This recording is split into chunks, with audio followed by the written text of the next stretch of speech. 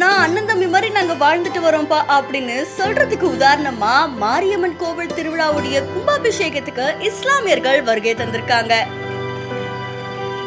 கோவிலுக்கு வந்த இஸ்லாமியர்களுக்கு சால்வையும் அணிவிச்சு அவங்களுக்கான கௌரவத்தையும் வழங்கியிருக்காங்க. திண்டுக்கல் மாவட்டம் ஆத்தூர் பக்கத்துல இருக்கக்கூடிய கலிக்கம்பட்டியில ஸ்ரீ காளியம்மன், ஸ்ரீ மாரியம்மன், ஸ்ரீ பகவதி அம்மனுடைய திருக்கோவில்கள் இருக்காமா. அங்க மகா கும்பாபிஷேக விழாவும் சிறப்பா நடைபெற்றது அப்படின்னு சொல்லப்படுது. இந்த விழாவை ஒட்டி அந்த ஊர்ல இருக்கிற பல மக்கள் கலந்துக்கிட்டாங்க அப்படின்னு கூறப்படுது.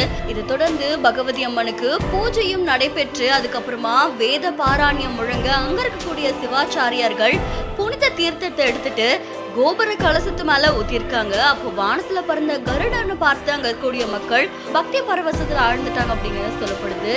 வெகு விமர்சையா நடந்த இந்த கும்பாபிஷேக விழாக்காக ஆயிரக்கணக்கான பக்தர்கள் கலந்துகிட்டு சுவாமி தரிசனம் செஞ்சாங்க அப்படின்னு சொல்லப்படுது. இதை தொடர்ந்து கலிகம்பட்டியில இருக்கக்கூடிய இஸ்லாமியர்கள் அந்த கும்பாபிஷேக விழால கலந்துகிட்டாங்க.